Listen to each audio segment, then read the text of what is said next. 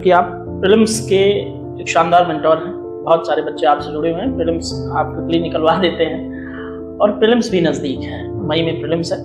तो मैंने एक सेगमेंट स्पेशली प्रीलिम्स पे बनाया है, तो थोड़ी सी चर्चा प्रीलिम्स पे होगी। जैसे मैं जानना चाहूँगा, बहुत सारे लोगों का सवाल है और आप बड़ी मुश्किल से मिले हैं तो हम जानना चाहेंगे सर, प्रीलिम्स की सही स्ट्रैटेजी क्या होनी चाहिए? देखिए, प्रीलिम्स जो है, आज मेरा कभी मेंस नहीं हुआ और मेंस कैसे निकाला जाता है इसके लिए मैं 2 साल ORN में रहा और इतना माथा पीट लिया कि इतना आसान है। मेंस सही में आसान, प्रीलिम्स मेंस से टफ है। अगर इसका मेंस से कितना टफ है, अगर मैं आपको एक अनुभव कराऊं तो आप तुरंत अनुभव कर पाएंगे। प्रीलिम्स में कितने बच्चे निकलते हैं? 10,000। हाँ। मेंस में कितने बच्चे निकलते हैं? 3,000। हाँ, अगर जरा सोचिए कि प्रीलिम्स में 3,000 बच्चे ही निकलते तो मेंस और प्रीलिम्स में क्या हो जाता? प्रीलिम्स बहुत एक्सट्रीमली टफ। अगर मात्र 3,000 निकल तो 10,000 निकल रहा है ना। तो प्रीलिम्स में क्या है कि डिफाइंड सिलेबस नहीं है। मेंस के साथ वही सबसे अच्छा बात है।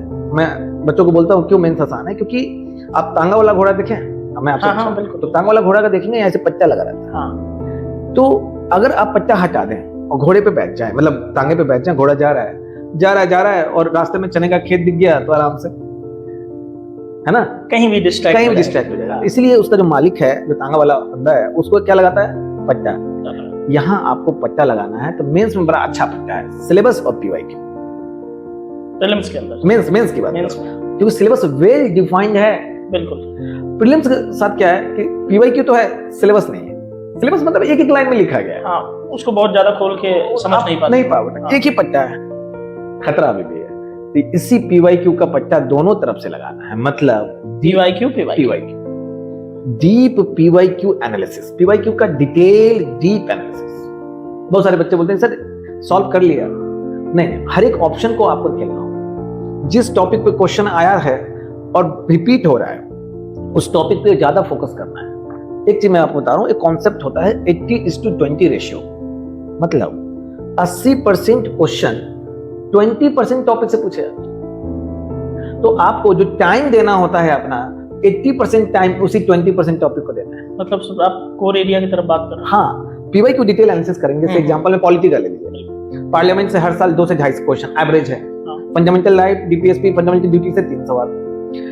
और फिर आपका इससे प्रीएम्बल, छोटा सा चैप्टर है लेकिन अल्टरनेटिव ईयर पे क्वेश्चन आते हैं। हाँ, लेकिन यही सिटीजनशिप आप देखोगे तो मालूम चलता है, अरे 10 साल में 1 सवाल। यही आप ये आपातकालीन प्रावधान, इमरजेंसी प्रोविजंस देखिएगा तो 10 साल में 3-4 सवाल आए हैं, अच्छी बात है, लेकिन सिर्फ और सिर्फ आजकल 356 पे राष्ट्रपति शासन, राज्यों में राष्ट्रपति शासन। तो हमें PYQ से ये पता लगाना होता है ताकि हम ठीक से पट्टा लगा सकें कि किस किस टॉपिक को हमको रगड़ना है, मतलब डिफाइन करना कोर एरिया। बिल्कुल। और जो बचे हुए 20% जो टॉपिक है उसको भी पढ़ना है, लेकिन ज्यादा फोकस इस तरह। दूसरी बात, वन सोर्स मल्टीपल रिवीजन।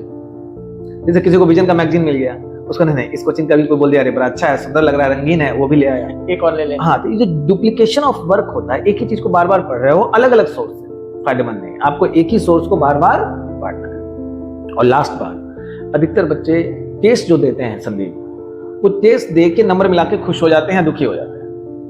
एक टेस्ट का मतलब होता है 10 घंटा, मतलब एक दिन।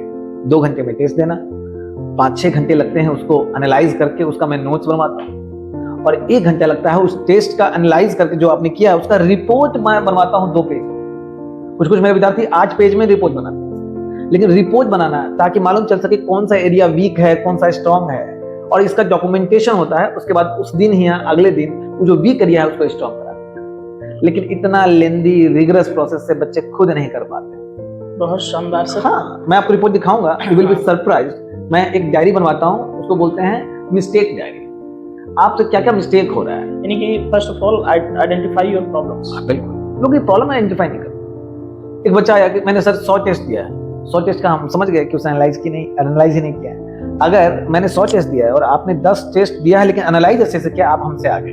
बिल्कुल सर, प्रीलिम्स से जुड़ा हुआ एक सवाल और है, करंट अफेयर्स वर्सेस स्टैटिक, इनका एक आइडियल बैलेंस क्या होना चाहिए, दोनों को कैसे? देखिए, हम तो यहाँ पे जब मुखर्जी नगर में आए तो जब हम भी पता लगा रहे थे PT कैसे निकलता है, प्रीलिम्स कैसे निकलता है, current affair is over hyped. इतना हाइप, उसके पीछे कारण है मार्केट फोर्स।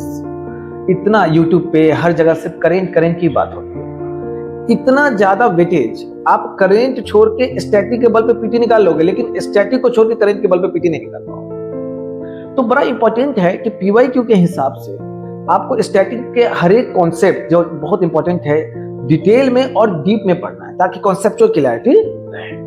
उसके बाद करंट अफेयर का रोल आता है। करंट अफेयर अगर आप साल भर डेली 1-1 घंटा देते हो, काम हो जाता है। चाहे वो विजन की मैगजीन हो, हाँ न्यूज़पेपर तो आपको पढ़ना ही है, वो अलग चीज है, लेकिन मैगजीन है अगर आपके पास अच्छा है तो 1 घंटा अगर आप डेली पढ़ते हो, काम हो जाता है। अभी रही बात, अभी 2 महीना बचा हुआ है, तो जो बच्चे पढ़े हैं अभी तक, इस 2 महीने में उसका इंडेक्स की सहायता से माइक्रो नोट्स बनाएं। मतलब इंडेक्स के सामने ही शॉर्ट में 1-1 लाइन में लिख दें कि टॉपिक क्या है, और उसका बार बार रिवाइज करें। जो कॉन्सेप्चुअल टॉपिक है आपका करंट में, उसको अंदर जाकर रिवाइज करें। तो डाउन द लाइन आपको याद करना होता है बार बार रिवीजन करके, लेकिन जो स्टैटिक है उसको तो बहुत ज्यादा फोकस करना ही है।